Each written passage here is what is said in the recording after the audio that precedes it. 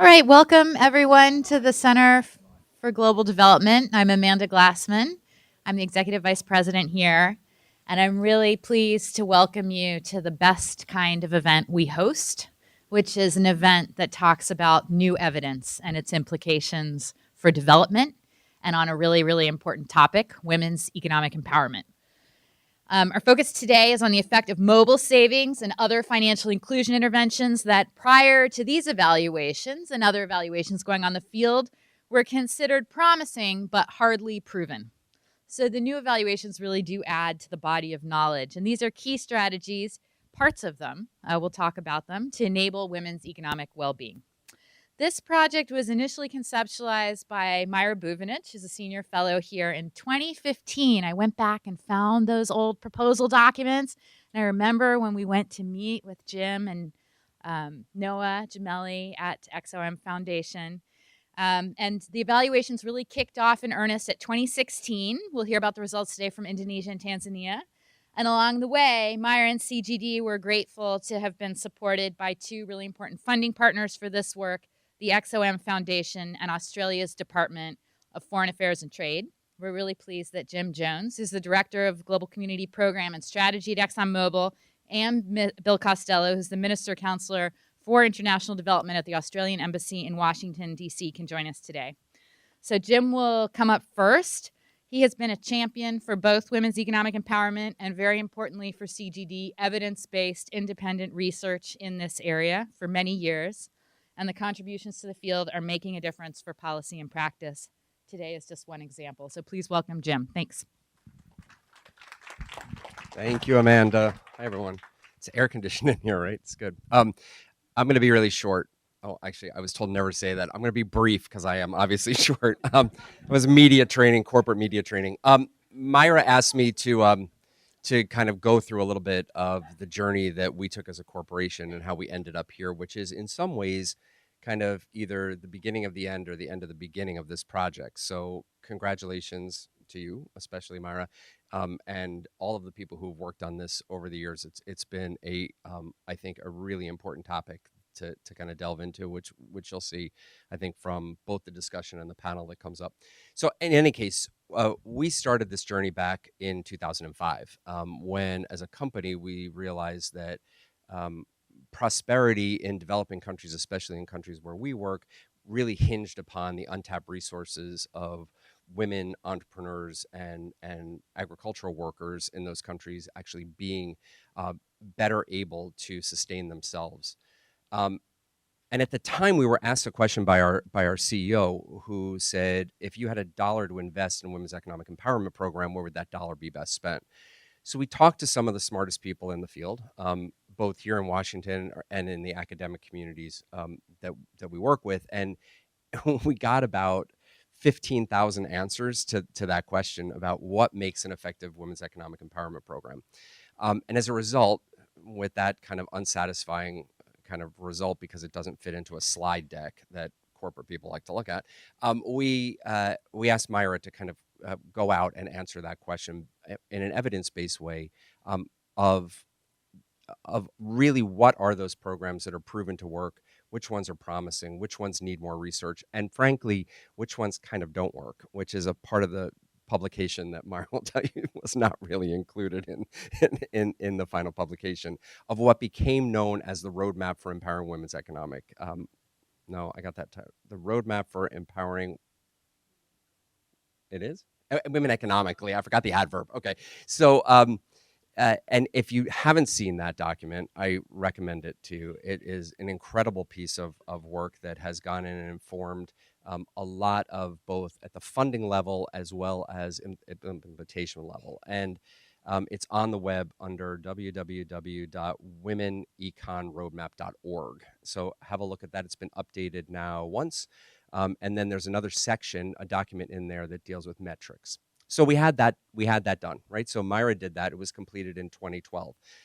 But based on that, we wanted to take the best learnings from that roadmap and implement them and start really looking at a deeper way of really what we can do as a company to kind of encourage women's economic empowerment further.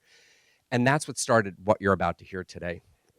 we looked at this question of savings, it became very clear from the roadmap that savings as an intervention worked across all socioeconomic groups in almost all stages of development. So we took this a step further with Myra's leadership and looked to create two randomized control tests, one in Tanzania and one in Indonesia, to look at both the supply side of creating savings programs designed specifically for women and specifically mobile savings programs, and then look at also at the demand side. So I'm not going to go into any more detail for two reasons. One, you're going to hear it all from these people, and secondly, I don't understand it even close to what they do. So I'm going to know my limitations here and then turn it back to you all and enjoy this discussion. If there are any more questions about this, you're free to. I'll be around. I'm happy to answer them. Or Myra's always around here as well. So thank you.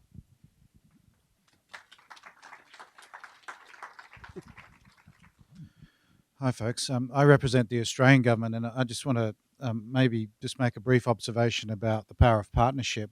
Have a look at the diverse set of partners up on that screen there. It's really something. It's quite remarkable, and we've all come to this journey from different starting points. But I particularly want to recognise Centre for Global Development, who's hosting this event, and with whom we are a close partner, and the World Bank, which hosts the umbrella facility for gender equality, which in turn is the hub for the Gender Innovation Labs. And Australia's been a strong supporter of the East Asia Pacific Gender Innovation Lab, and we're very excited to be hearing about some of the results of that support today. The reason we've been doing that is because we have had within our overarching gender equality strategy the importance of investing in research, experimentation accompanied by impact evaluation, and data collection to fill critical gaps and identify, what really does work. So that's our sort of why we made it. We placed a few chits on the umbrella facility for gender equality at the World Bank, and we're really looking forward to learning about the results of some of that investment, and interested to hear the discussion today. I also want to mention that in our gender equality strategy, we, like everybody else, has felt that financial inclusion is such an important enabler for delivering on our sort of higher level objectives. And we've been doing a range of things, particularly focused on the East Asia and Pacific region. We're supporting Women's World Banking, for example, through a $10.5 million partnership for their strategy focused in Southeast Asia. We have a very interesting Investing in Women initiative focused in Indonesia, the Philippines, Vietnam, and Myanmar, which is working on a whole range of things from forming business coalitions through to the legal and policy obstacles that women face to full participation. So these are two examples of the broader strategy, but I just wanted to highlight partnership today. We're very pleased to be a partner with the World Bank, with CGD, with whom we've had a long-term research collaboration over 10 years or more. So I feel like I'm amongst friends all around today, and I'm looking forward to the discussion. Thank you.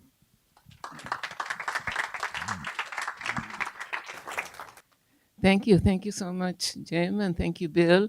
And I'm delighted to have you all here. And good, Bill, that you mentioned, it does take a village, at least a village, to do two randomized control trials. And probably it also takes a lot of goodwill and a lot of patience. And I just want to, as I open this, I want to really thank the partners, because everybody has been incredibly committed.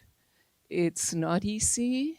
It has involved, implementers, researchers, and I really just want to acknowledge that they have been incredible partners, and we're here today because they have just been very much willing to work together.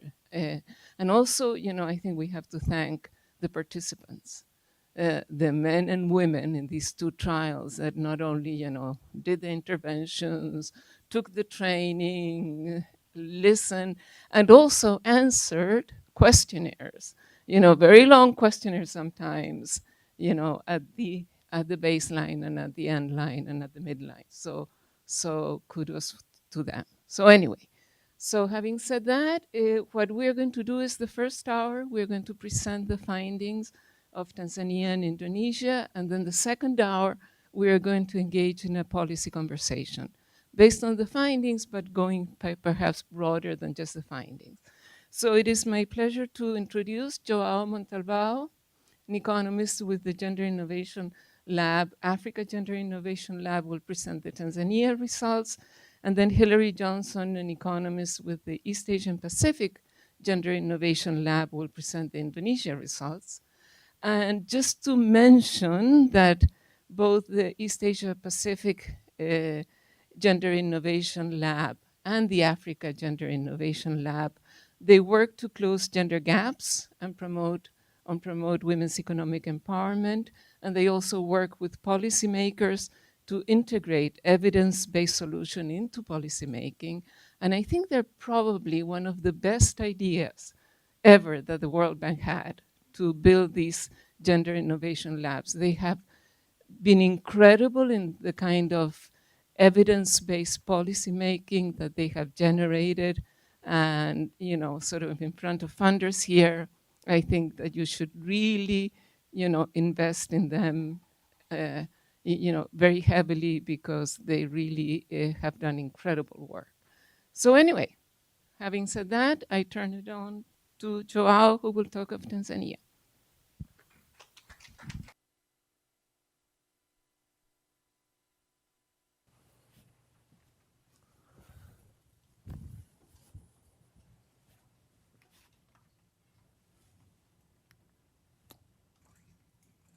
So thanks very much. My name is João Montalvo, and I'm going to present joint work with, with Jacopo Bianchi and Marcus Goldstein. We all work at the Africa Gender Innovation Lab. The partners have been acknowledged already. A million thanks to all of them. This crowd, I believe, doesn't need a lot of motivation, but our motivation is quite straightforward. We do know that women own businesses in Africa underperform those owned by males. And there could be multiple barriers hindering women's ability to expand their businesses. Two such possible barriers are limited access to financial services, including savings, but also credit and insurance, and limited business skills. And you could think of ways these two constraints interact with each other. Suppose I'm a business owner. You give me a technology to save. That is great. It will allow me to perhaps at some point make upfront business investments in my firm. Or it might help me cope with an unexpected shock in the future. But if I don't have the skill and the will to manage the expansion of my business, the usefulness of a savings account might be less relevant. Okay? So we designed these RCTs, randomized control trial in Tanzania, where we try to see what happens when we simultaneously relax these two constraints: limited access to savings and limited business skills. And we do so as follows. We work with 4,000 women micro-entrepreneurs. So they operate their very small businesses in Dodoma and Mbeya, which are two urban areas in Tanzania. And we randomly assign these 4,000 women into three groups. The first group of women, we invite them for a short training session on how to use Empower. What is Empower? Empower is a fully digital bank account that is linked to M-Pesa, the major mobile money provider in Tanzania and in other countries. And what this product allows you to do, Empower, is to save on an interest-bearing account. So you transfer money from your mobile money account, M-Pesa, to this savings account, and you get interest. And the interest rate is competitive, and it increases depending on how much you save. But it doesn't end there. Based on your behavior on this platform, how much you save, how much you use the mobile money account, you eventually qualify for instantaneous uncollateralized digital loans, short-term loans. Okay? So you should think of this product as relaxing both access to savings as well as access to credit, but essentially access to savings. And you have to remember that all this is done over the mobile phone. So all the transaction costs of having to go to the bank, stopping my business, they're all gone. So if these are indeed a key binding constraint hindering women's ability to grow their businesses, then we should see impacts coming from here. So that's the first group of women. At the end of this training session, we help them register with the product. okay? But very short encouragement intervention, let's say. The second group of women received the exact same intervention I just mentioned. They were invited to this training session on Empower. And after that, they were invited for a 12-week business training intervention. So this was provided by TechnoServe. And it focused mostly on how to expand the business and how to use savings in order to do that. And this was mostly done in group. Well, there were 12 group training sessions, 20 women each group. And then this was followed by digital training through the mobile phones. Okay. And then we have a third group of women which did not receive any intervention during the duration of the study, which ended, and they are now receiving the both interventions. So what this design allows us to do, we collected data before, baseline data. The interventions happened. 1 year after, we did the first follow-up survey, and 18 months after, we did the second follow-up survey. So this randomized design and the data allows us to measure what is the impact of promoting usage of a already existing in the market but barely used digital savings products with and without complementary business training. Okay? So first stage of the research is, did we succeed at increasing usage of the product? And the answer is yes. So what we show here is the gray bars, they use data from women in the control group. The green bars and the blue bars, they use data from women either in the Empower alone intervention or the Empower plus business training intervention, respectively. Okay? If you look at women in the control group, only during this 18-month period, only 20% ever used the accounts, the product, deposited any money there. Again, the product was available in the market, but not used as much as you'd like. Once you introduce the interventions, the likelihood of using the account during this 18-month period goes up to 60%. So very large impacts. Number of deposits go up from 2 to between 9 and 11. And the amounts deposited go from 60,000 shillings to almost 230,000 shillings, which is about $100. I mean, this corresponds to 1.3 of monthly profits of these women. Some women save much more than that. Some women save much less than that. This is the average. And it includes the ones that didn't save at all. So we did succeed. Just the encouragement design succeeded at increasing usage, a necessary first step to see whether this makes any difference. And when we added business training on top of that, we further enhanced usage. Okay? Even though digital loans, the Empower loans, are not the main focus of the training, we do see also increases in the uptake of digital loans. So in the control group, only 16% of women ever borrowed any money from Empower. You'll see that in the treatment groups, we nearly doubled this figure. Here, we don't find that the business training enhanced these impacts, but that's kind of expected because we were focused on savings during the training. Okay? So this is good news, but the key question is, does any of these translate into downstream economic outcomes? And the first thing I'm not showing you here, but I want to tell you, is that we don't see impacts in overall savings. So these are digital savings and digital loans. The key question is, does this increased usage of the product lead to an overall increase in savings and loans? And the answer is not. What we see is a reallocation of the savings and loans portfolios away from other sources towards this.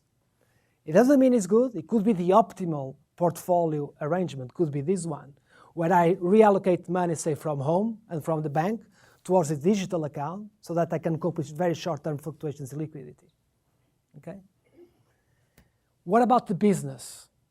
Do we see this increased usage of the product having any impact on business investment? And in order to see those results, you need to add the business training. Okay? So just encouraging the mobile savings account succeeded at increasing usage, but this did not translate into business investments. Once you add business training on top of it, you not only see much higher usage of the accounts, of the mobile savings accounts, but you see that this is accompanied by large investments in different dimensions of the firm. Business practices improve, good business practices improve. Capital investment goes up by almost 35%. Women spend almost 3 hours more per week across all their businesses. They usually have more, many of them have more than one business. They are more likely to open new businesses. So rather than have just one business, have a portfolio of businesses. And they are more likely to introduce new products and services.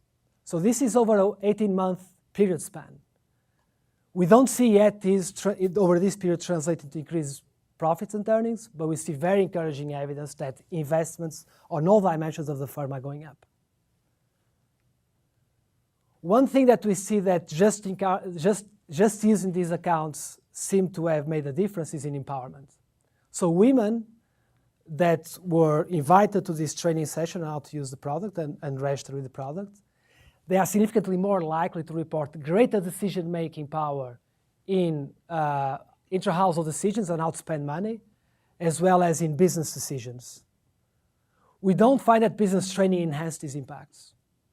So this is consistent with this notion that these accounts give the privacy and the security needed perhaps to shield women's incomes from redistribution pressures, either from the husbands or from someone outside the household. We do see some increases in life satisfaction. Again, not significantly different between the two treatment arms, but these results, whereas these empowerment results, they are sustained over time. I'm not showing you the dynamics, just the pool overall results. The happiness results, they do fade. There seems to be a honeymoon period, and then things go down a little bit. So in conclusion, I think what we learn from here is the results appear to suggest that there is a demand there for this product. A very simple intervention where you just encouraged the usage led to dramatic gains in usage of the product. But in order to actually this translate into business investment, we had to complement it with business training. So this seems to suggest that women in this context, they operate under multiple constraints. And it might not be enough to just relax one of them. You might have to relax several of them at the same time in order to have broader impacts. Thank you very much.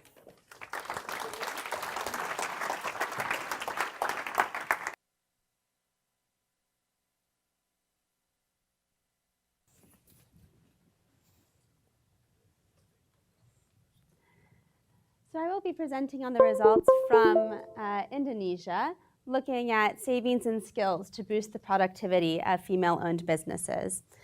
And before I jump in, because the East Asia and Pacific Gender Innovation Lab is relatively new, we were founded in 2016, just a few words about what we do.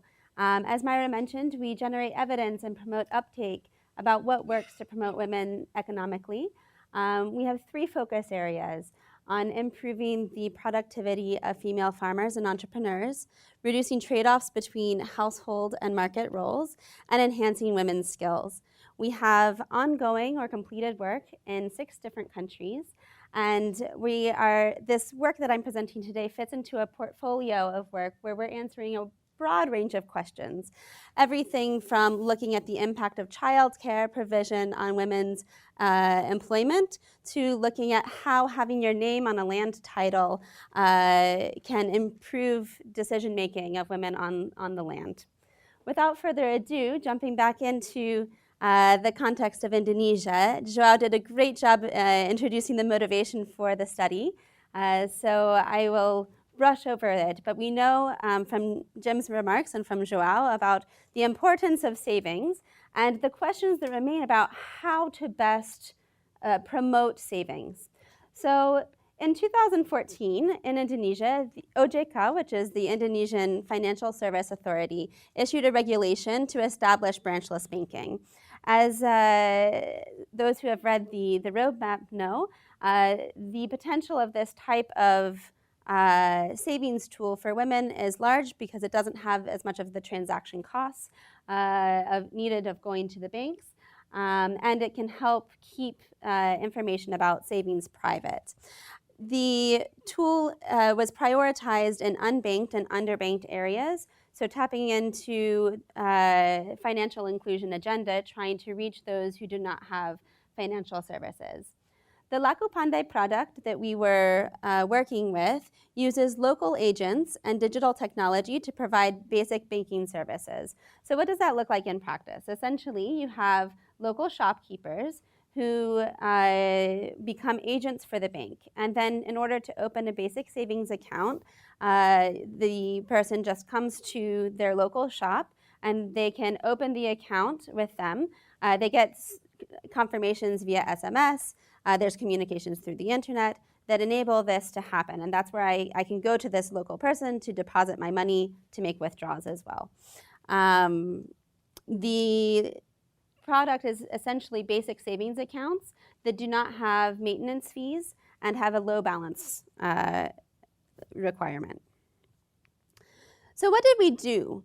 We looked at both the supply side and the demand side. So on the supply side, this was a new product for this bank to be promoting in these areas. So the first thing was to recruit and train agents. It's different from the Tanzania study where the product was already well established in the market. So here we were bringing the product to the market. And we offered training and mentoring for the people who became agents. Then we also offered financial incentives for new clients. The bank has this as part of their regular operating model, and what you'll see later is that we changed the amount of the incentives. So every time I sign up a new client, I get a financial compensation. In addition, for withdrawal and deposit transactions, the agents also receive compensation. On the demand side, we provided training and mentoring to female entrepreneurs. The training was one session of 3 hours that covered financial and business literacy, the importance of savings, and agent banking products. So what are these products and how do you use them? After the one group training session, there were 3 group mentoring sessions where they really went through in detail to make sure that everyone understood the concepts and were able to apply it to their businesses. We worked in 400 villages, so in all 400 villages, we trained Branchless Bank agents. And then roughly half of these villages, the agents would receive high incentives. The high incentives were about 10,000, they were 10,000 rupiah per new client. This is approximately 77 US cents. And the others received lower incentives, which is what is traditionally offered, and that is of approximately 15 cents, 2,000 rupiah per client. So the high incentives are 5 times larger than the low agent incentives. Then we identified female entrepreneurs in all of these 400 villages. And the female entrepreneurs were then randomly selected to receive training or not to receive training. This means that our results, that the study design enables us to see the impacts of the high agent incentives alone, the training and mentoring alone, and the high agent incentives combined with the business training and mentoring. So what do we find? We find that the training increased knowledge of branchless banking, but it had very minimal impacts on actually using the product. And contrary to our expectations, we found that the high agent incentives did not have an impact on women's knowledge of branchless banking products or their use of these products. We're currently working on getting administrative data to compare that with the self-report data to see if that shifts anything. But from the information we have today, we did not find impacts on take-up and use of the high agent incentives alone. However, the training made women much more knowledgeable about the existence of the product. So that means that they actually learned what we were teaching them in the training and retained it until the online survey. But they did not use the product very much. So one thing I think is important to keep in mind here is that this is a new product. This is a new financial product that we were introducing, compared with trying to promote something that's already well established, that people can see other people using, they have a certain amount of trust already in the product. So breaking into a market can be quite a challenge for technical reasons, any glitches that may happen with the product, but also from a trust level of getting people to believe in the product. We find that the business training, in addition to increasing the knowledge of the product, it increased the amount of savings and the amount of capital that women had in their businesses. This is when it's alone or when used in combination. The savings over the past 12 months increased, and this is logical as the training promoted the importance of savings. And it seems that this savings was then invested into the business, which could then generate the profits. We also find that the training enabled women to adopt more good business practices. And when we look at this, the graph here shows an index of 16 good business practices. The bars compare the group that received the training with the control group. So with those that did not receive training and were not in villages with incentives, with high incentives.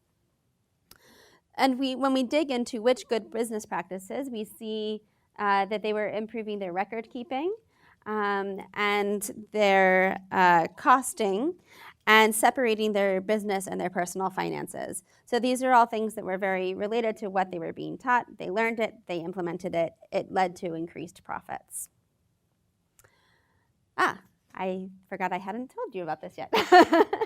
So we find that all of this leads to increases in profits for women. So we find that the increase in savings and the capital and the business practices leads to large increases in profits for women business owners.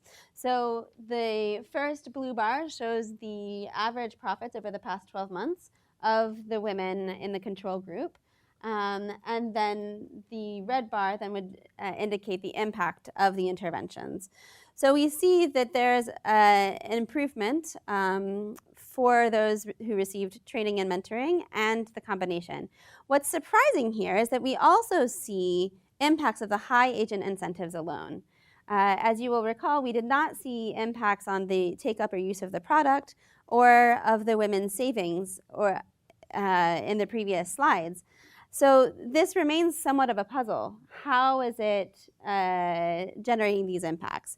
We're still doing some research to dig into this further, but the preliminary thoughts that we have is that the presence of this type of savings product, which is beneficial and has advantages for women, could lead to a greater sense of like a woman-friendly business environment that enables women to feel more appreciated. Maybe it changes their interactions with their suppliers or has other impacts in that way.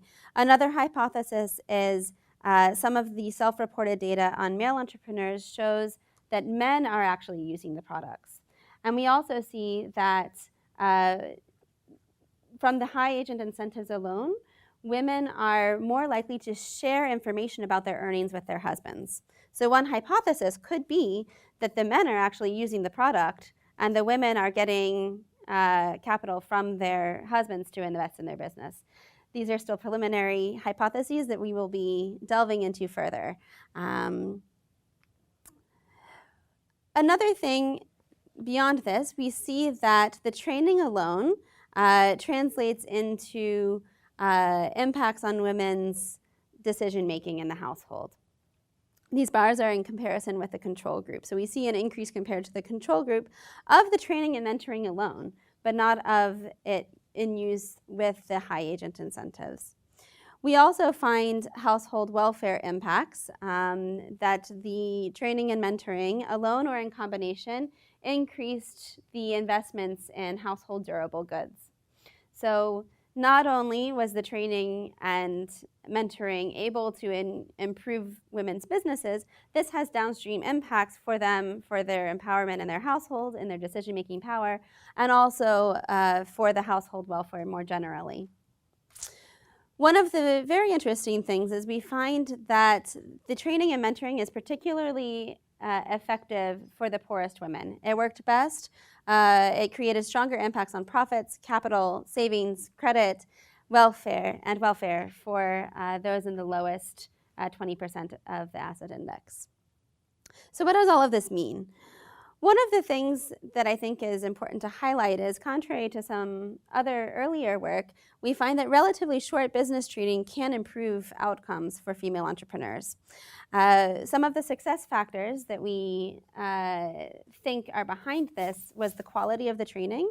Mercy Corps has a strong experience delivering this type of training. And so we think that the training was very adapted to the needs of the entrepreneurs at a level they could understand with very experienced trainers. The group mentoring may have also had an impact because it really enabled to reinforce the principles of the training and support the women in using the information they had learned. Another takeaway from this is we see that savings and business practices seem to be channels through which the training and mentoring is generating impacts on profits. So this underscores, again, the importance of savings for female entrepreneurs. And we see, coming back to the supply and demand side questions, this reinforces the results that Jim mentioned previously, but also it suggests that it's the demand side, at least in this context of introducing new products, that is particularly effective. Finally, we see that supporting female entrepreneurs has impacts beyond just boosting their profits. It enables them to participate more fully in decision-making and improves household welfare. And finally, we need to do a bit more research to delve into how to really incite women entrepreneurs to use new products that are in the market. How can we generate that trust and ensure take-up of these types of products? Thank you very much.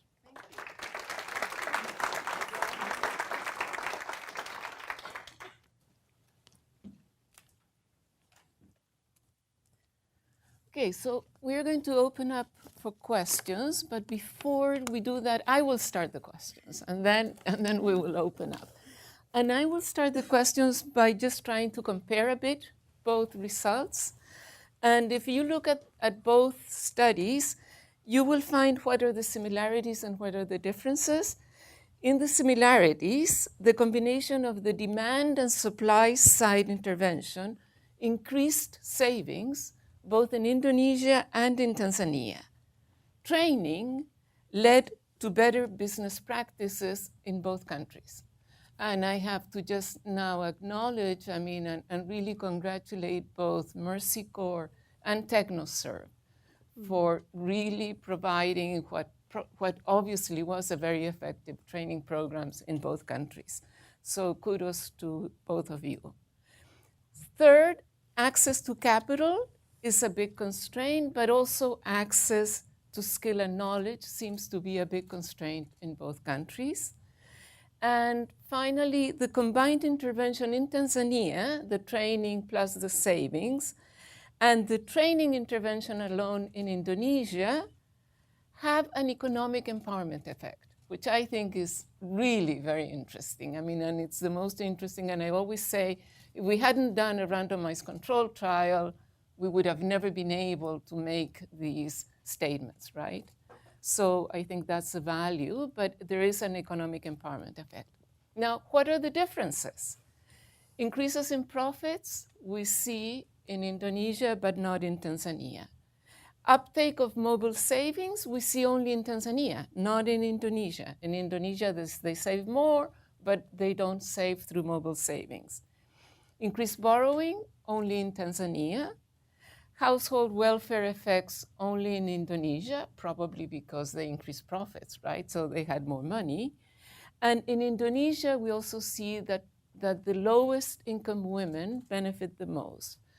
So I will start with Joao and ask him, why do you think some of these similarities, what is behind some of the similarities in the Indonesia and Tanzania results? So I think it seems to come across that in both cases, adding the business training really makes a big difference. So there's evidence from other contexts that access to savings is a binding constraint, but it's not only the only binding constraint. These women face multiple constraints that exacerbate each other. So I mentioned this during my presentation, but it seems that the most effective interventions, they actually pull together a package of interventions, and that seems to be really making a big difference. Also, just to emphasize that the intervention, the mobile savings intervention, the product that we evaluate is more than savings, also has the digital credit aspect. And I think future research will be interesting to see the separate impacts of access to savings and access to digital loans. But these digital loans are a little bit expensive, but we can talk more about that later. Yeah. Great. Hillary said that she really likes to look at differences. So why do you think there were so many differences, and what is the reason behind the differences in these two cases? So I think that some of it could come from the type of products that we were offering. In Tanzania, it was a well-established product that existed on the market that offered both savings and credit. Whereas in Indonesia, it was a new product. People were not very familiar with it. So it's going to take a lot more time to convince people what the product is, why they should use it, and also to trust the agents with whom they're engaging. That can be a big block. If you do not trust the person that you're giving your money to, even if you're going to receive SMS messages afterwards saying it was deposited into your account, maybe you will be hesitant unless you see other people start using the product. So I think that one of the differences could be coming from there. In terms of some of the differences in the profits, maybe it's about the amount of time to generate the impacts. We see similarities in increasing business practices and increasing savings and investing in the business. But sometimes it takes a while for that to actually translate into improved profits. And maybe also if it's coming through credit and the interest rate is high, you can increase your investment, but you're spending money to reimburse the interest rate that you got. So perhaps it's coming from a few different places. For both of you, and before I open up, how do you explain the empowerment effects, Joao? So in our case, it seems the story seems straightforward because in that case, the business training doesn't make a difference. What really matters is access to the savings, the digital savings account, and this really resonates with this story that keeping money under the mattress is probably not as safe and private as it is if you keep it in a digital account. It helps you protect shield income from someone that might want to take it, and it also, in terms of it reduces dramatically the transaction costs. And so I think the combination of those two help explain the increased say women have, both in terms of deciding where to spend household money and in terms of business decisions. Hillary? I think in the Indonesian case, because there's an increase in profits, the woman may have more bargaining power in the household to decide about what the household will be spending their money on. So we see of the business training alone, we see an increase in profits, we see an increase in purchases of household durables. And we see an increase in women being able to take those decisions about what to buy and the like. So I think the channel there is when you have more economic power behind you, it's easier to negotiate. One of the things that I think that is rather interesting, as I mentioned, that we don't see an impact of the combination of the treatments, of the incentives combined with the training on decision-making power. And my hypothesis as to why, I mentioned briefly that we see impacts of the incentives alone on changing whether spouses discuss their income with each other. Some of the work that EAP Gill is doing in the Philippines is showing that women tend to have a different decision about what it means to make a decision. They have a different definition of it. When they are involved in a discussion about it, they tend to say that they are decision makers. So if the household is now discussing these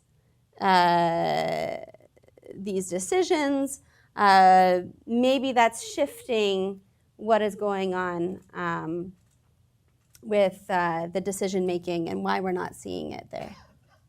Right.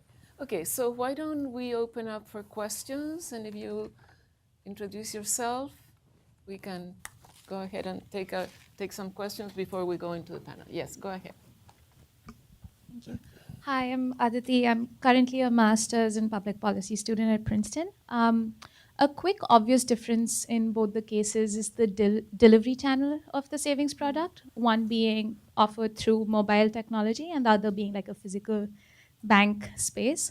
I was wondering if you think that has anything to do with it. What comes to mind is an RCT in Nigeria, slightly different mechanism. They were distributing cash transfers, but they kind of compared the impact if the distribution mechanism was through mobile versus if it was through an envelope.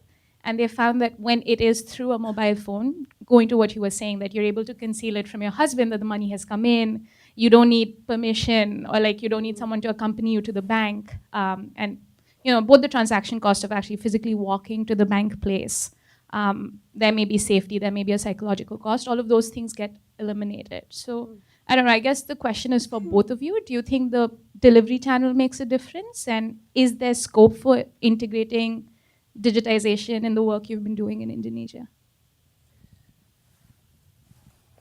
Do we have more questions? Okay, Stephanie, and then maybe two questions, and then we'll go to the panelists. Hi, briefly. Stephanie Foster with Smash Strategies. I'm curious if you could talk about how you got input from the participants in terms of designing the interventions, and then if you got input for them about any kind of changes you made to them along the way, or how you would think about that in the future. Okay, should we turn to both questions? Joao, you want to start, or Hillary? I can start with the first question, maybe. So I think that the delivery channel could matter. While they don't actually have to go to a bank branch, they do need to go to a shop. And maybe another element that's there, our study took place in mostly rural areas. And so people in the village probably know each other. So if maybe my husband knows the bank agent, maybe that might also be a deterrent. So perhaps something that is completely digital where you don't interact with agents at all might be feasible. I'm not sure what the regulatory environment is currently. I know that the Financial Services Authority is currently making certain changes to the products, and I'm not sure exactly what the future holds there. So maybe I can answer the second question. In fact, TechnoServe will design play a key role in design interventions. They did extensive focus group discussions in preparation for the design of the interventions. And one thing that they learned from those meetings with the women in the markets was that for these women, going to a group face-to-face training session is very costly. The opportunity cost of leaving the business unattended for 2-3 hours to attend this training. And in fact, that came a little bit across in attendance rates. They were not bad. They were in line with other training in other contexts. But what they did in response to that, they paired the face-to-face training with training through the phones. So these women would go home at the end of the group training sessions, and they would follow a fictitious women business owner, Mama something, I forgot the name. And at the end of the day, that woman should be implementing the lessons that they learned during the class. And they could interact through the phone, send messages, ask questions about what was going on for the business of this woman. And usage of that digital training platform was high. So I think that was a plus of conducting this preliminary, hearing to the needs of people in the field. Yep. More questions? Yes. We'll take 2 questions and then. Hi there. My name is Hannah, and I'm an intern at the Canadian Embassy. I actually lived in Tanzania for 4 years. I'm aware that in PAWA, one of the requirements is that you need a form of government-issued ID. And the issuance of ID in Tanzania is a huge obstacle. So how did you control for this in the 4,000 women in Dodoma? Did you particularly go to the government and request for these IDs to be issued, or is there some other way that you managed to overcome this? That's an easy one to answer, right? First of all, I'm super jealous you lived in Tanzania. One of the reasons I'm slightly sad today is that the project is over, so I can't go back there. But to be honest, I'm not sure I can answer that question. It was TechnoServe dealt with that mostly.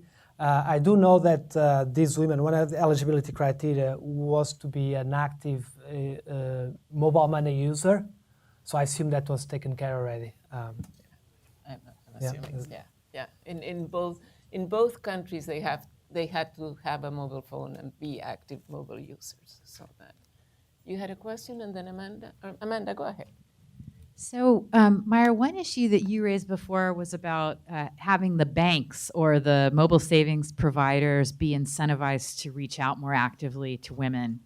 But it seems that the results suggest that it actually wasn't so great at generating a lot of new business for the banks. Is that an accurate understanding? And if yes, what do we think about that in terms of the implications from these studies for the banks themselves?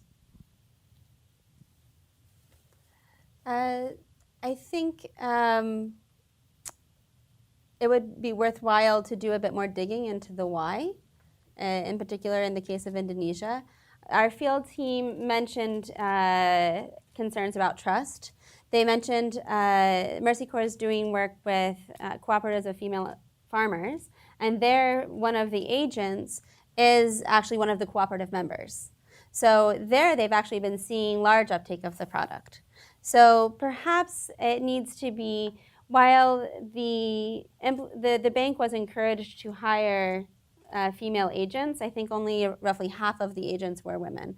So maybe it's related to trying to encourage more female agents and to encourage, think about how they're hiring the agents and how they're encouraging people to adopt it. Yeah, if I can just add, I mean, the results are suggestive. They're a lot less impressive than we thought in terms of the incentives, of the impact of the incentives. But there is, now I think the administrative data is going to be analyzed. So I think that may yield more information so that you had a question. Hi, I'm Eleanor from Innovations for Poverty Action. I was wondering what plans, if any, you both have to replicate these for replication, and if you're going to make any changes to the intervention, if so. That's a great question. We'll personally love to continue not only replicate and see the external validity of these results, but actually to perform small changes in the design. There are still some open questions that we have. For example, one difference between the two studies is that in Indonesia, they had the business training being provided alone. We don't have that in Tanzania. Business training was provided always in combination with the promotion of the mobile savings accounts. So we do see that business training leads to large increases on the usage of the product over and above the simple encouragement. So it seems to be a channel through which the business training matters. But it would be interesting to see what would have been the impact of business training had it been offered alone. And then, as I said before, our product combines both credit and savings. There is a study in Kenya looking at a similar product, M-Shwari, that's focused on just the credit aspect of the product. It would be really nice to have a comparison in the same study of the savings feature and the credit feature. Hillary? Right now, we are in the process of organizing for our next funding window.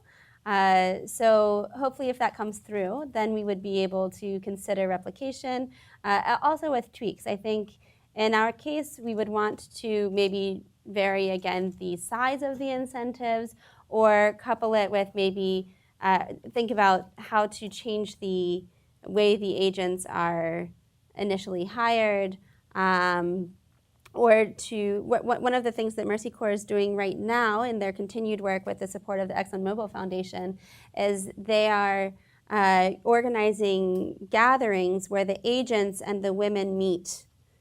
So in the training, they bring the agent to them to talk about the product, and it seems that might be very promising. So in a replication study, which would be very interesting, I think we would want to think about something like that. Great, thank you. I think we will turn to the panel. An applause for Joao and Hillary. Luis, Marcus, John, can you join me? So we have a very distinguished panel here. Louise Fox, she is the chief economist of USAID and a very well-known development economist for many, many years. So welcome, Luis. Marcus Goldstein is a lead economist at the World Bank, the head of the Africa Gender Innovation Lab. And as Joao said, he is one of the authors of the Tanzania study. And I will add that he also helped conceptualize both studies at the very beginning. So thank you, Marcus. And John Kurtz is the director of research at Mercy Corps. So we look forward to a really interesting conversation, and I will start with Marcus. And a story, 7 years ago, I counted, 7 years ago, we were doing the roadmap work, and we had a luncheon with the head of the ExxonMobil Foundation. And the luncheon was for Marcus to tell the head of the ExxonMobil Foundation that business training programs really did not work. And she was aghast and said, but what is it? No, Marcus was saying, look, the evidence really does not support the fact it looks like business training programs don't have a very significant effect on profits and income. So the question to you, Marcus, what has happened in these 7 years? What have we learned, and should we go back and talk to Suzanne? Yeah.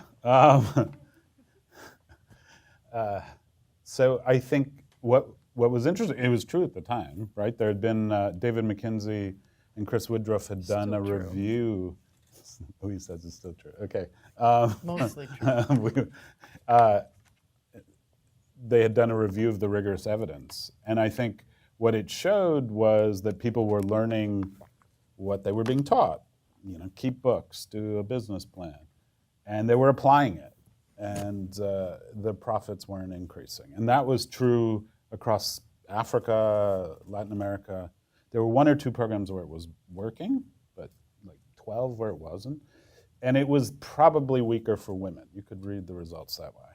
So I think what happened was that the people doing, some of the people doing business training started to innovate. And I think there was a group that went in the way of trying complementary interventions. Maybe it's this multiple constraints problem we were hearing about earlier. And then there was another group that started to change the curriculum a lot. So we worked with one group that was changing the curriculum, that was changing it to a mindset-based training. So the idea here is that instead of do a business plan, it was more, how do you be proactive? So one of the exercises you have to do for this training, which I don't like to do, but it might be good, is to look at what happened yesterday and look at when you were proactive versus reactive. This is after you learn what proactivity means, in case you didn't know. And so what we did in Togo was compare that against a more standard business training. And we found that after 2.5 years, for women, this personal initiative mindset-based training had 40% higher profits. Whereas the standard business training, which was being used in many, many countries, that particular curricula had no significant impacts. And so I think part of the answer is that some kinds of training can work.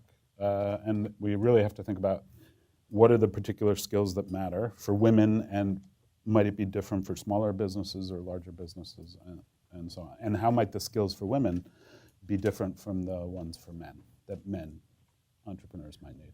So you don't agree, Luis, or? Well, I think that what we were doing 5 years ago, it was pretty clear that for micro enterprises, it was too long, it was too detailed, it wasn't worth applying. My favorite story is the one that Chris Udry told me about him giving training and whatever to tailors in Ghana, Accra, I think, and they reported, look, we don't have time to keep books because we just have to keep sewing in order to keep making money and pay our bills, right? So I think that kind of sums it up. But I don't think of mindset training as quite the same thing as business training. And I was trying to understand actually the difference. I don't think I was clear about the differences between the two trainings offered in Indonesia and Tanzania, except the Tanzanian one was longer and it included some mindset training. But other than that, I wasn't clear about the difference. But all I can say is if you want to do business training, yeah, a day is probably good. But if you want to do other things, mindset training, socio-emotional skill development, peer-to-peer learning, those kind of things we have, I guess, more evidence on. I used to think, okay, it was the rule of thumb, that was Antoinette Shore, and 5 days, but even that one isn't coming out so well. So I think here's my explanation. We go to a developing country and we see these traders and think, my God, you could do better. But probably we wouldn't do better because there's just a whole lot of other things going on that we have to keep track of. So it's not really how carefully you record your inventory and what price you sell it at and how much every day that matters in whether you do a business. So, sort of two interesting things about both training programs. Both training programs were group training programs. They were not individual. The contents, in a sense, are similar, but the Indonesia one was average 3 hours. The total average, plus the mentoring. The Tanzania one was 12 weeks. They both worked. So that, I think, is interesting. So, John, let me turn to you. And sort of in the experience of Mercy Corps, what kind of training programs work, and what is behind it? Yeah, I think we were also somewhat pleasantly surprised that in this case in Indonesia, that's where we saw the biggest results, because it runs a bit counter to most of our experience. I think some of that is related to curricula, and I'll come to that. But I think one of the questions is a little around targeting, right? So it's not just does business training work or anything on the supply side, but for who? So in the case of Indonesia, at least, the program was targeting existing female entrepreneurs, those who had mobile phones, those who already showed some motivation, and I think that's pretty consistent with, research elsewhere on, small enterprise grants, those that are sort of have the highest potential do best. So that might be part of the explanation, that instead of just trying to train a large swath of unemployed women, you're starting with potentially the cream of the crop. I guess it leaves the question of, okay, what about the rest? But I do think sort of thinking a little bit more about the for who and the segmentation question, in addition to the types of curricula, is probably part of the picture. And then on the content of the training itself, I mean, our team in Indonesia at least is pretty convinced that the sort of the bundling of training, so it's information on the topics listed, but it's also in combination with, in this case, access to a savings product or a savings and credit product. And that's been pretty consistent across some of our other experiences, that those two together are having some interesting effects, whereas financial literacy on its own is pretty clear doesn't. So this idea of bundling and what's in that package is another open question for us. And that is very interesting, because it's very simple. You add a module on savings, and it may really trigger the different results. So, Luis, going back to you, I mean, the Indonesia results, I mean, both sets of results, I think, are really hopeful. The Indonesian results, show profits. Maybe if we had gone back to Tanzania, there would be profits by now. We haven't gone back. But it's not transformative profits, right? I mean, it's increases in the teens, right? What do we do to really transform women's businesses? I mean, to really sort of, the big jump. There's a simple answer. Change the business model. That's a simple answer, hard to execute. So I guess what I would say is both of these types of businesses, at least as I understand, these micro enterprises, or what I sometimes call household enterprises, are really a transition stage of development. As the economy is moving from basically subsistence agriculture to a modern one dominated by modern firms and wage employment, you see more and more of the employment in these micro enterprises. But most of them use a low-tech production methods, or over half of them do retail trade. And that's kind of an easy entrance for a model. It's not a niche. And so anybody can compete and enter easily with some capital. And so there are limits to profits in this sector for both men and women. So if women can make as much as men in that sector, that's good, but that's about it. We didn't see whether the women in these sectors were making as much as the men. We didn't see that in Indonesia or in Tanzania. Sector certainly matters in terms of where you can make profits. We know that. Marcus's own research in the Gender Innovation Lab has shown that pretty well. And we also know that people who buy from informal traders are poorer, and they tend to frequent these traders because they can buy lower amounts because they don't have very much cash, so they want to buy a small amount. And so instead of having to buy a whole box of laundry soap, they can buy a baggie or something.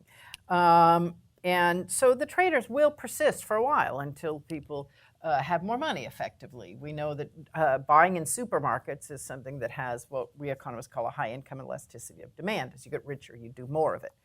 And so training and saving sort of modest amounts of information about how banks work and how you can save, and mindset training, et cetera. What it might do is it might help them survive longer. Through modest profits. And that's good. That's fine. That's good. Because, a lot of these women are supporting families. And so it's important. And so there aren't that many skills needed, but some of this more mindset-oriented training with little information about banks might be cost effective, or it might not be. I suspect that the 12 weeks may not be cost effective, but the 3 hours probably is, potentially even scalable. So I suspect, actually, in terms of this class of enterprises, that the low-hanging fruit is actually in the enabling environment, but we haven't done a lot of work there. It's a little harder to do that kind of work. It's not as amenable to a randomized control trial. And by the environment, I mean like access to a place to work, and safety and security while you're at work, and transportation, et cetera. And I don't know whether a bad environment is gender neutral or not. I suspect it's not, because most things aren't, and certainly issues of safety and security can be more threatening to women. So I think that's an area where we probably need to do more work. But also, a lot of this kind of depends on norms. And so probably what we, I don't know if it's low-hanging or high-hanging fruit. It depends on the norm and where you are. Some places, some norms may take a very high ladder. I think if we also work in that area more generally, as opposed to targeting a class of businesses in a specific marketplace or a specific location. I mean, obviously broader savings products are good and those kind of things, but we may want to think about how we can try to make some of the norms less binding in terms of the different choices women can make while they're operating these businesses. Marcus, Mm-hmm. how we can transform business. Okay, good. You're not going to ask me to talk about norms. And now I'm thinking about norms because of what Louis said. You can talk about norms. I mean, I just want to pick up on norms just for a second, then I'll talk about capital. So I mean, we're doing this, and I don't know what the answer is, because I think sometimes the norms look extremely regressive. So we're doing some work in northern Nigeria on the USAID project, and everybody thinks that everybody else thinks that it's really not a good thing if women work, right? Outside of the house, or period. Like, you're a bad husband if a woman works. The women think this, the men think this. And it was, there were many variants of the program, but there was a livelihoods one, which was all different kinds of support, and a cash one. And both of those really moved the needle on women's labor force participation, like 20, 30 percentage points, right? And that goes against what everyone thought the norm was. So everyone said everybody in the community thinks this. It also goes against their individual beliefs, which were about 10 percentage points lower. So I myself don't think it's a problem if women work, but 10 percentage point more people in the community think. But still, that's, we're sort of moving the needle beyond what even the individual beliefs would tell us would be permissible. And so I think that's surprising to me. That, I mean, this is a super poor area, so maybe it's the poverty constraint, and so that could be why. But I think sometimes these things, when you push against them, they move a lot more than you would have thought. But I also think we see plenty of cases where, like occupational segregation, where you can push all day and nothing happens. So there's some fruit lower and some fruit higher. Right, but I don't think we know which I don't think we know how to, I don't know how to find the low fruit, right? Because I would have expected it not to move in the northern Nigerian context. And I would have expected occupational segregation to have gotten a lot better a long time ago.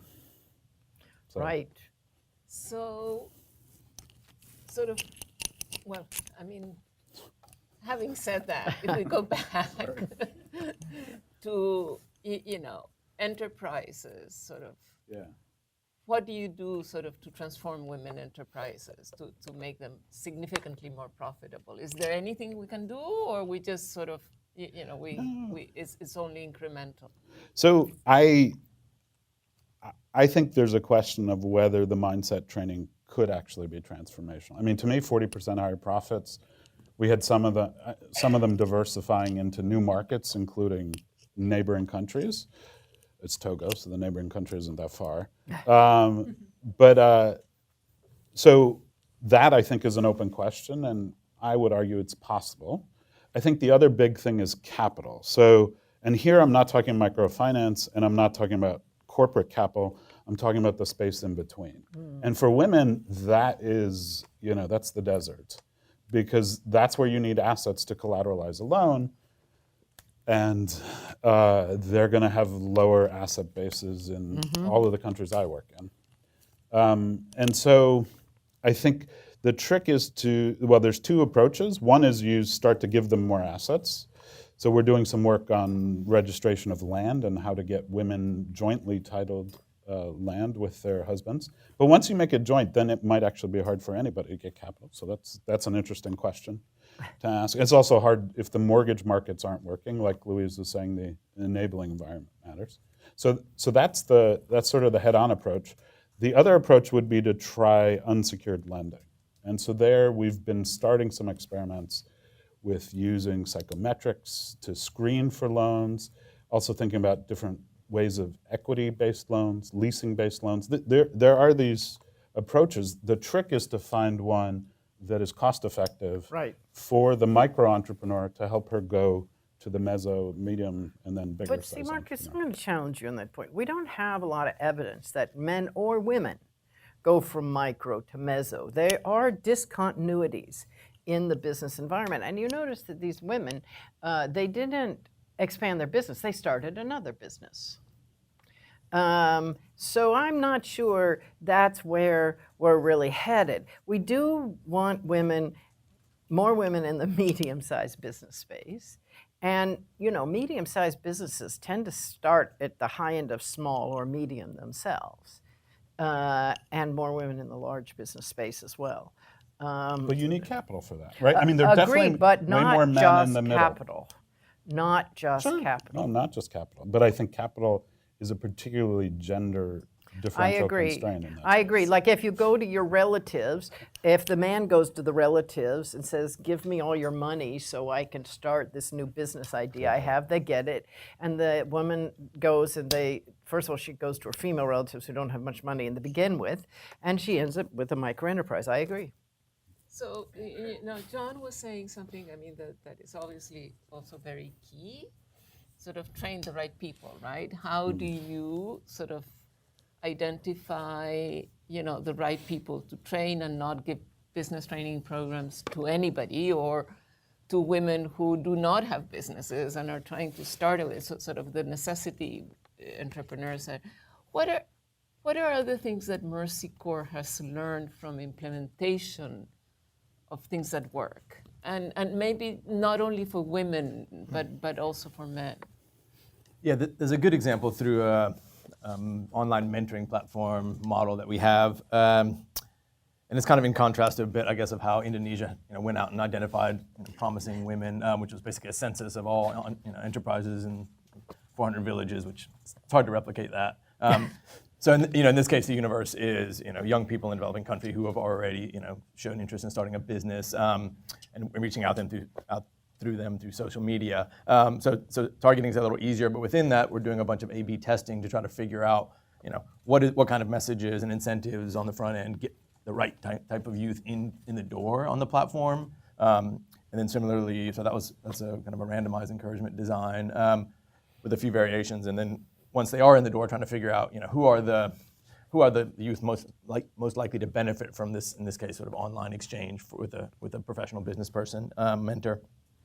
And there, some of it's sort of looking at psychometrics, characteristics of the youth, as well as looking at what kind of nudges and kind of engagement on this platform can be done to get them to be matched with a mentor, and then onward from there. So I think, that's a sort of a long way of saying there's some pretty sophisticated ways to go about looking at targeting based on what we already know of who's likely to be a promising candidate, even based on observational work, and then coming back in and trying to do some experimentation around, how do you find those people and keep them through this almost like a pipeline of, of entrepreneurial development. So since I have you and talking about, how do you, sort of what kind of Mercy Corps research Mercy Corps is doing, with this research, this randomized control trial, how will you use it? What will you do with it?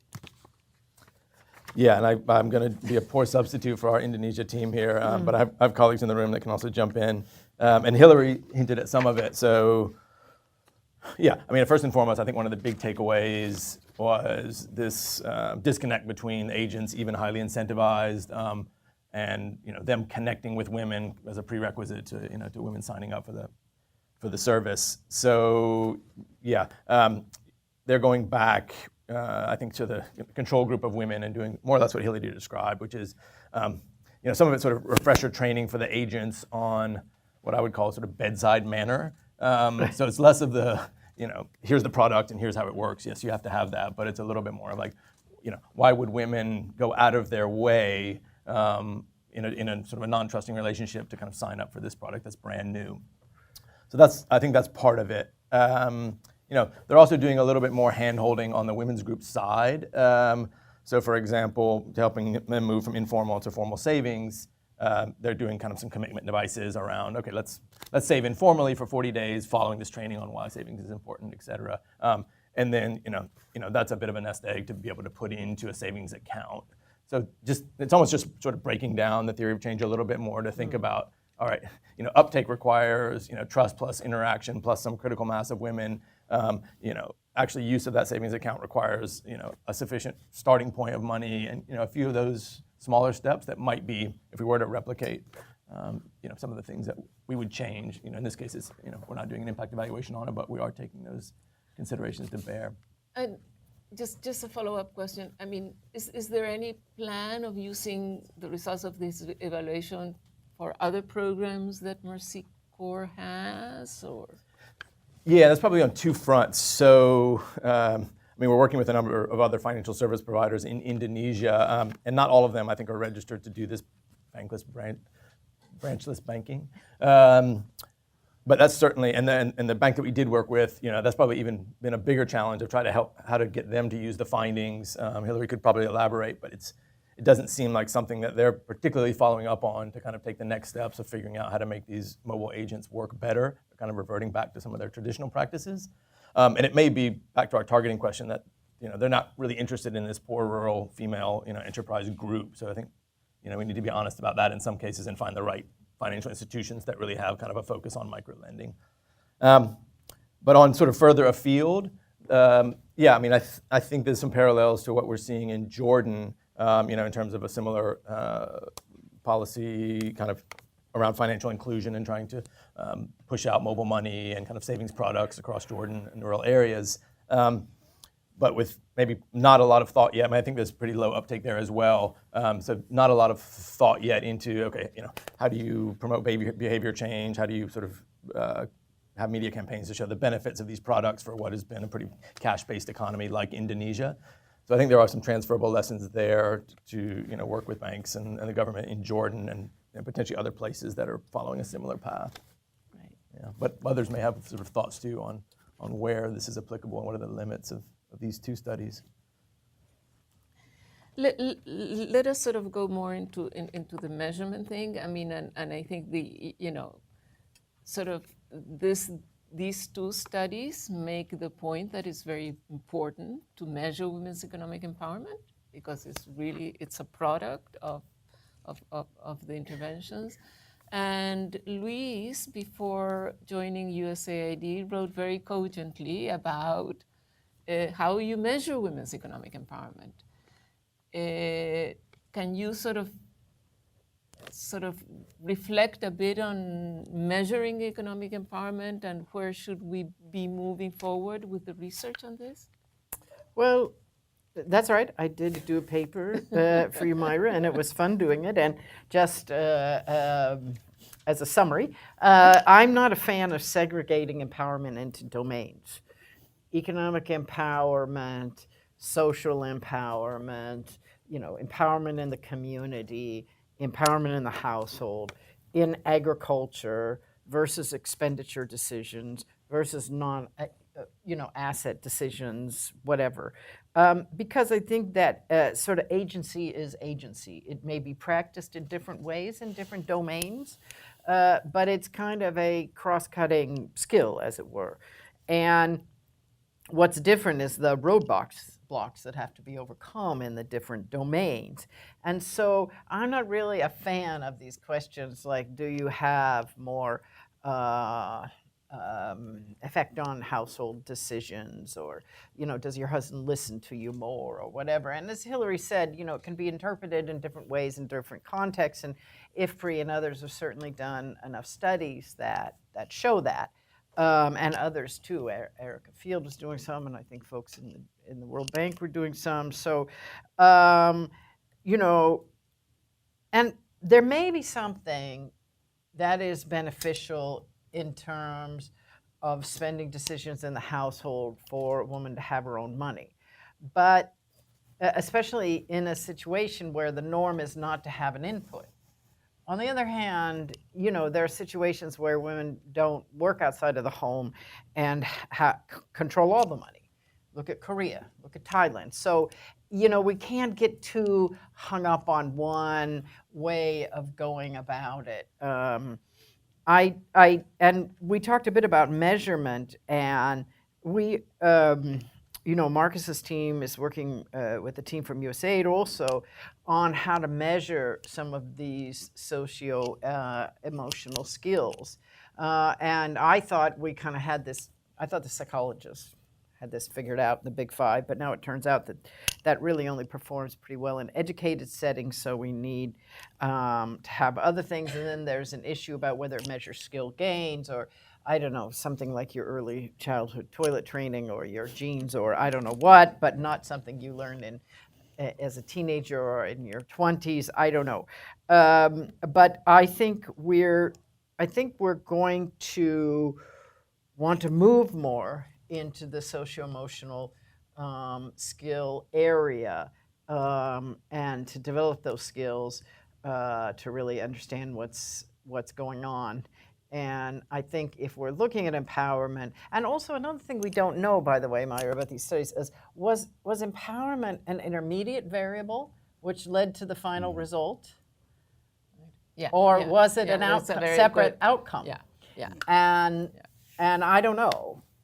But as I said, I think agency is agency. Yeah, in the Indonesia Is study, we can look for that, and that's, I think, planned. We are going to be planning, but it seems that it probably was an intermediate result as well as a final, but that yet to be investigated.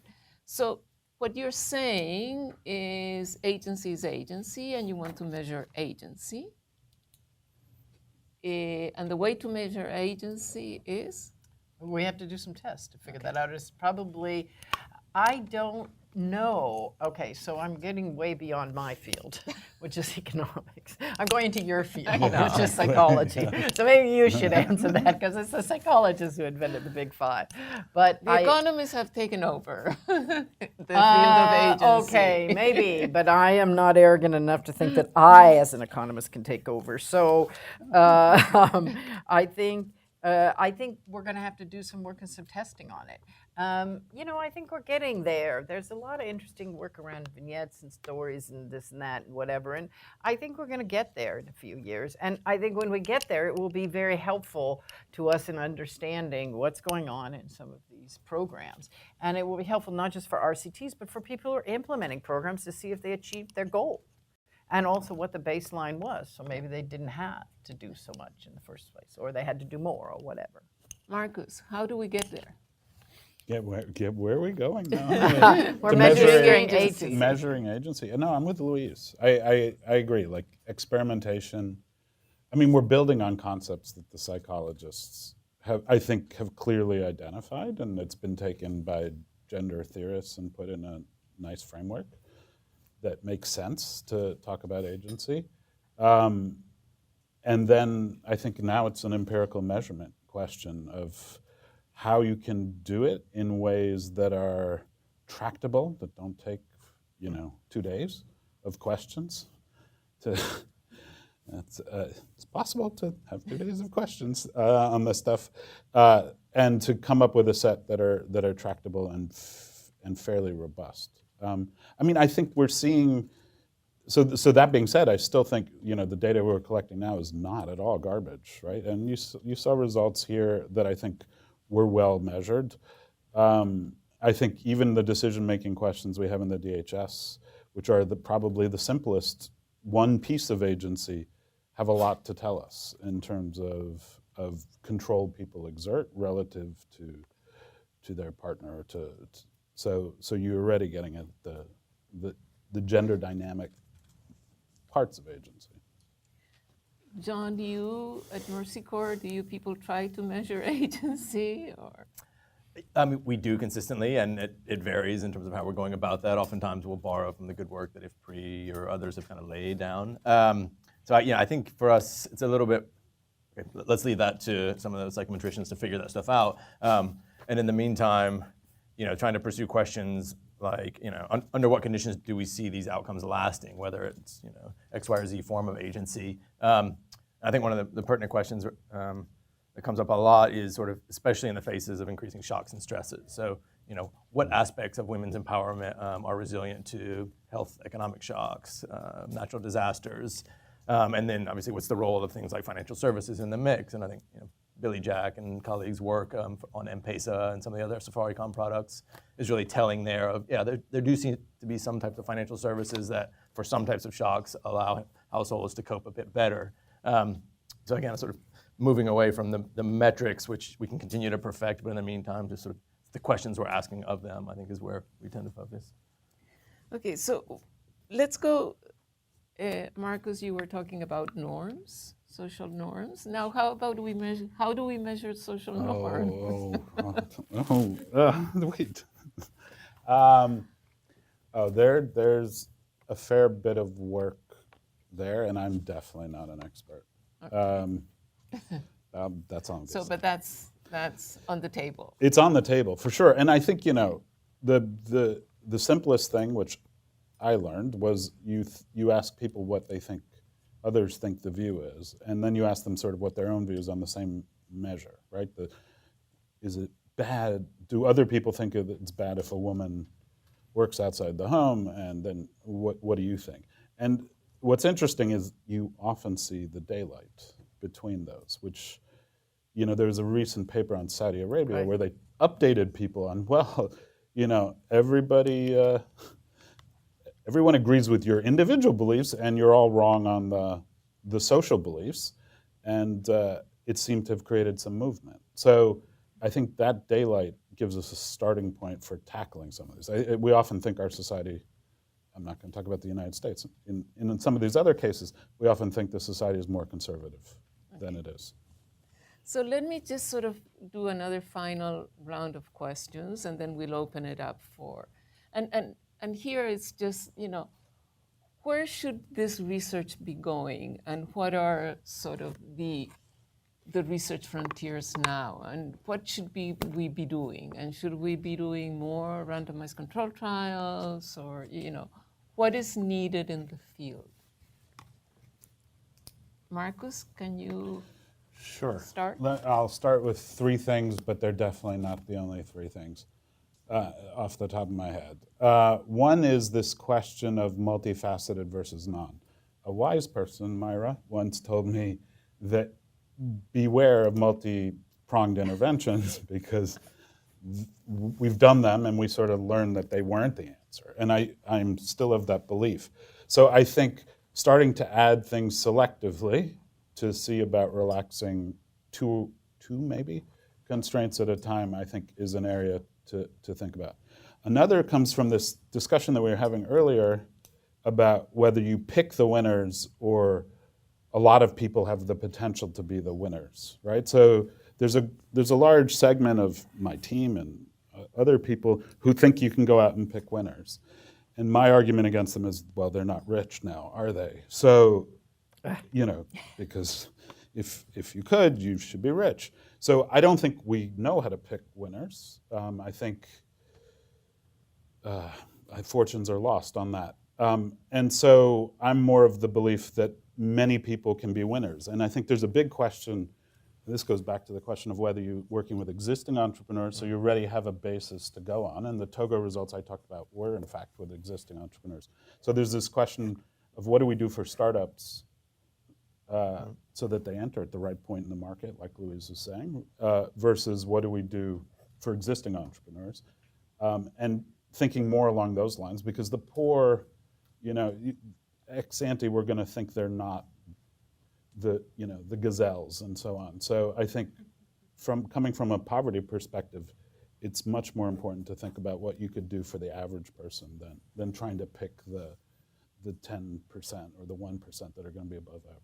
So I think those two things are really important. And then the third is what I said earlier about capital, this mid-sized capital for female entrepreneurs. And whether you combine it with, I'm with Louise. I don't think it's the only constraint. So it brings back, what do you combine it with?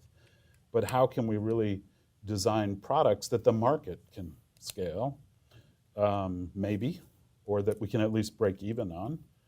Louise is looking, you don't like this, but that will really provide that growth capital, not a microloan.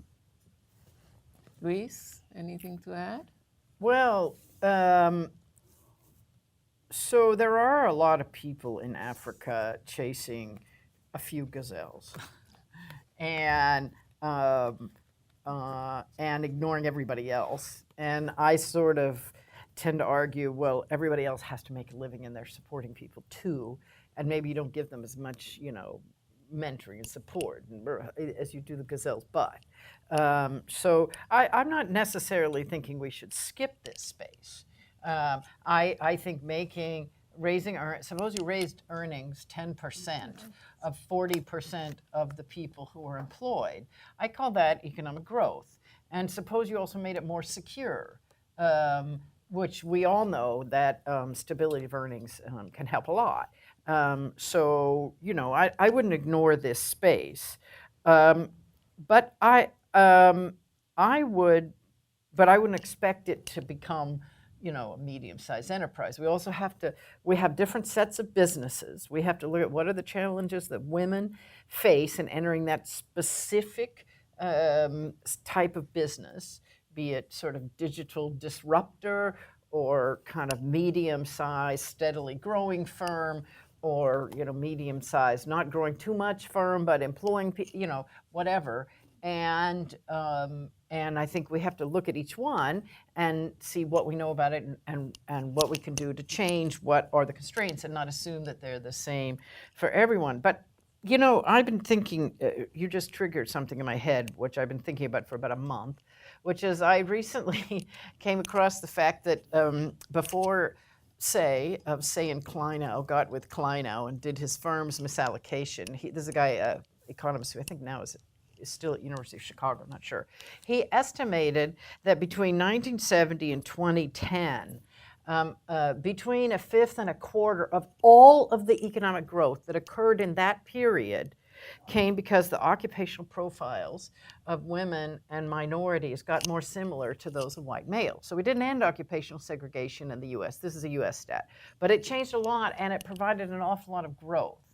And I sort of wonder, can't we take that little factoid and do something with it in discussions about laws and enforcing laws and norms around occupational segregation, and trying to get women into different, have an occupational portfolio that looks more like that of men. I mean,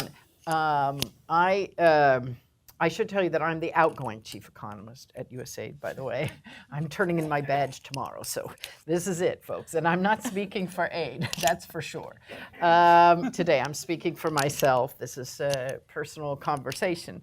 Having said that, I was absolutely shocked when I was appointed to find out that I was the first woman chief economist at aid, even though women have been graduating in economics for a long time. Now, I don't know whether, by my shifting that occupational profile of chief economist, aid did better or worse. So that will be the historian of aid.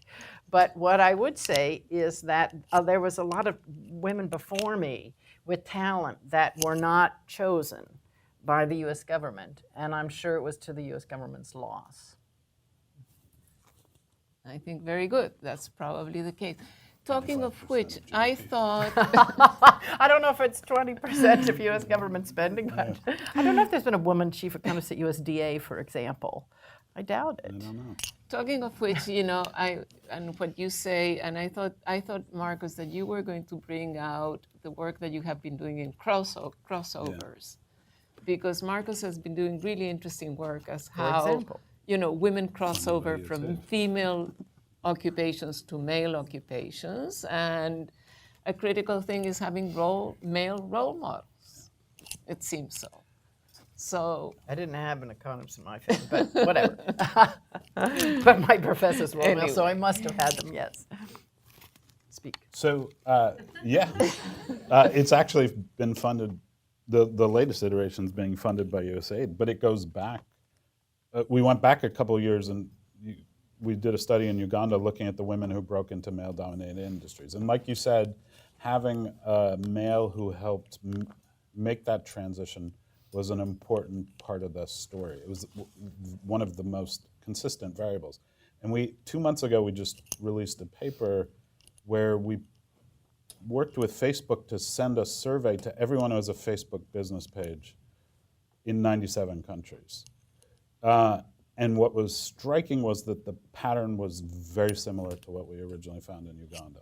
First of all, there's the hierarchy of profits, that if you're a male in a male, these are entrepreneurs, so if you're a male in a male-dominated sector, like construction, you make 110% more than a female in a female-dominated sector, right? But a woman who breaks into a male-dominated sector, 66% higher profits than a woman who stays in a female. So, there are these large gains. And I actually, so Louise was talking about the study from the US, that's coming from wage work, right? Right. And I think in entrepreneurship, it's still heavily segregated because the results we find with this data is the same sort of hierarchy, loosely, between, you find the same hierarchy in developed as in developing countries. And the variable that shows up across all of them is some kind of male role model, some kind of male to help. The husband's variable is really interesting for the married ones, because if he helps you on everything, so moral support, which is one of the choices, it's a very short survey, financial support, helping you register the business, if he helps you across the board in 5 dimensions, it's positive to break into a male-dominated trade. If he helps you in one of them, it's negative. So if he only gives you money, you're not going to move. It's not associated with moving into a male-dominated trade. So, interesting. And also the teachers were not associated, since most of the teachers are Yeah, female, no. they were not associated with moving into a Right. So, male-dominated. yeah, teachers in the Uganda study, we don't have you don't don't have the that. teachers in the global study. sorry. But yeah, in Uganda, the teachers were the kiss of death. They would send you, if you were a woman, you would end up as a hairdresser. And, Or a tailor. Or, yes. Dressmaker, Yeah, yeah. exactly. So. Okay, John, do you have any thoughts on research? I'll add going two. forward? One will be unsurprising coming from Mercy Corps. I mean, we're trying to push this agenda both on women's economic empowerment and sort of labor market participation, economic recovery more broadly into more fragile, conflict-affected contexts. And it comes with a number of opportunities. We do a lot of cash-based humanitarian response, increasingly sort of e-transfers, and so in a number of cases we've linked those with mobile wallets or savings accounts, MFIs, in drought response or displacement settings, and are trying to look at how those might be able to achieve some type of economic recovery. Also trying to do more on cash grants to traders in those situations to, in South Sudan, for example, to rebuild after markets are raised, and understand what that does for them, as well as sort of wider populations that are dependent on them for goods and services. So that's, there's, lifetimes worth of research there. I guess the other place I'd put my chit, though, is less on sort of what are the other questions, and it's a little more on what do we do with the evidence that we have so far. So for the Philippines study alone, Indonesia, much less combined with what we've seen in Tanzania and other similar studies, I think we don't need another replication before going to the government of Indonesia and some of the other banks there to say, here's what we're finding, here's what we think the implications are, how does that match the directions you're taking, the products and services that you're pushing out to these women, female populations. So I guess that, wanted to make sure we have a plug in there for that translation and application. Right, yeah. I agree completely, and the synthesis sort of, and I mean, Marco's team recently put together a synthesis paper of what is called Profiting from parity. Profiting from parity, a very suggestive title. But that kind of, and the synthesis that the roadmap did at one point are really critical in sort of next steps. Anyway, I would like to open it to questions from the audience. You've been very silent in the last 40 minutes or so. Patient. There's Wade over there. Yes, Wade, you and you. Wade. Let's take some questions and then we'll turn to the panelists. Thanks. I'm Wade Channel from USAID, and I'm not outgoing, and I'm so sorry to see Louise leaving because I will speak on behalf, the only time I'll speak on behalf of Louise, on USAID. We will miss her. She's been great. Anyway, there's been a lot. I really appreciate that this opened up just from the very, very well-defined parameters that we started with of looking at how some training and accounts, ignoring all the other factors that go into a woman's ability to succeed in the world, helped us to see certain interventions. So the conversation's taken a lot bigger turn here with agency and resilience and these various items. It's hard for me to imagine agency when you face pervasive violence. I'm from the South.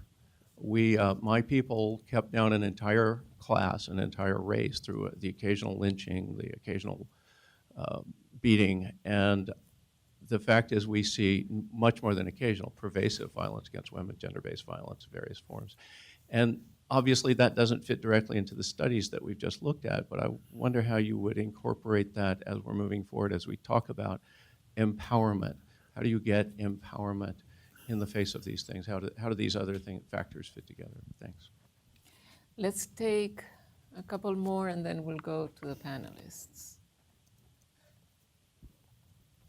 Hi, my name is Jennifer Ferreri, and I'm an independent consultant in financial inclusion.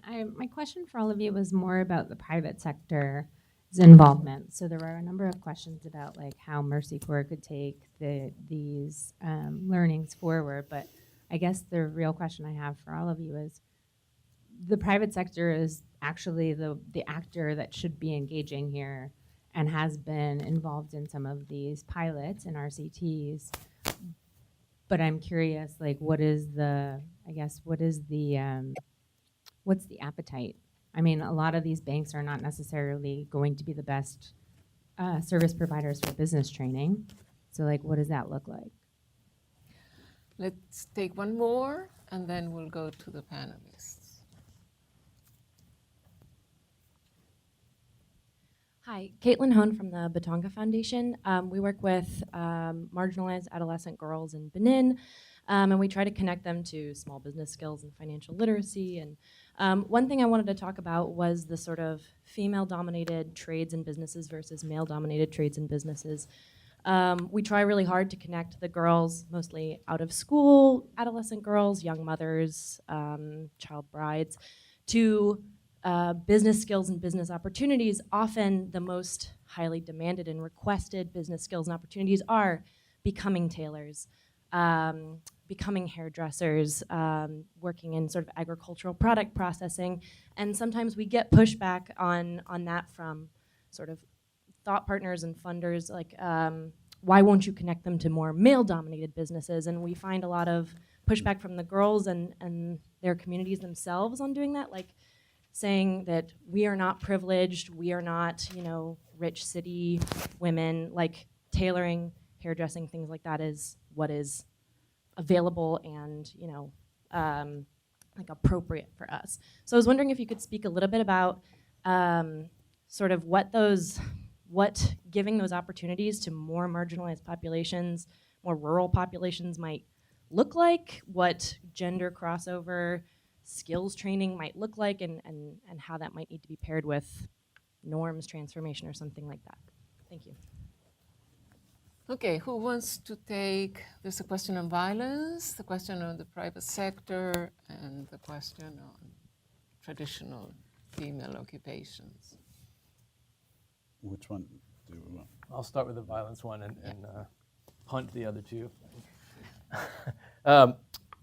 So yeah, I'm from the South too, so I can appreciate where you're coming from. I think maybe the question is how, what are ways to promote agency that potentially also reduce violence? It's just pretty unethical to sort of say, and we're going to go build agency or resilience sort of in a vacuum of human rights violations or whatever might be going on. So there's a couple of interesting tracks there that we and others have been looking into that sort of relate to some of the financial services work.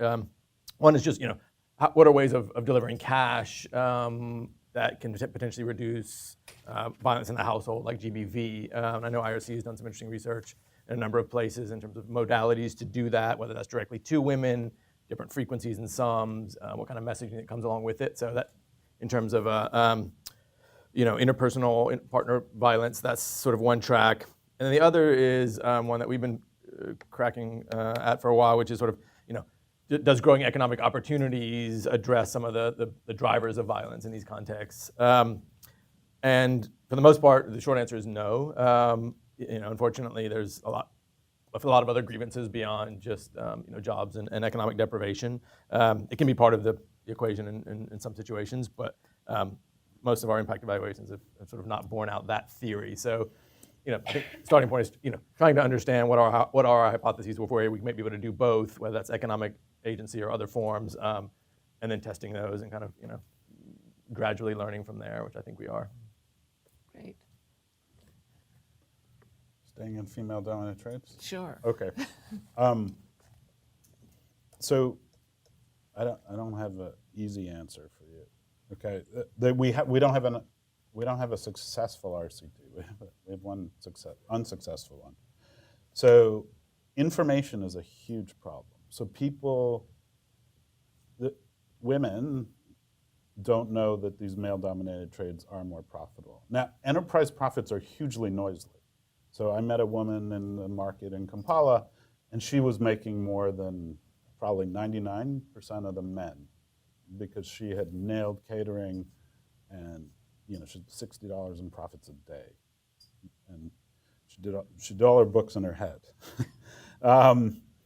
So I think the first step, which I think does move the needle, is showing them that these other enterprises these other sectors are more profitable.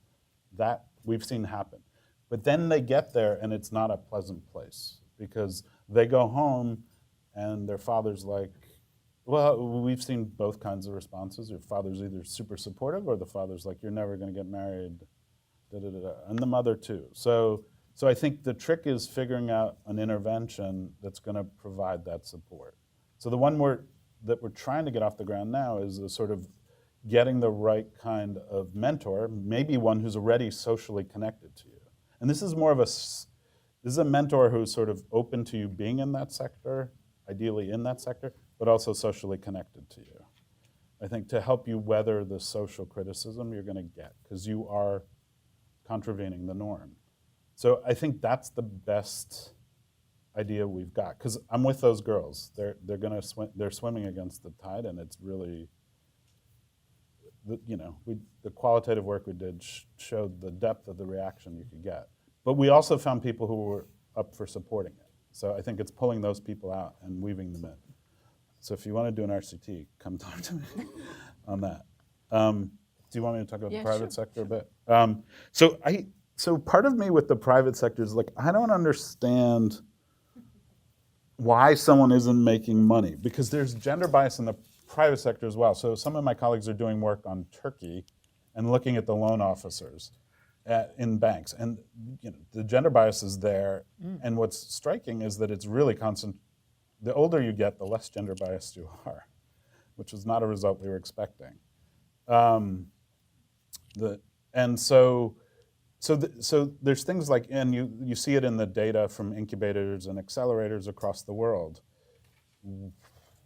So you could go against the gender bias and make money, is my maybe naive belief. But you don't see a lot of that.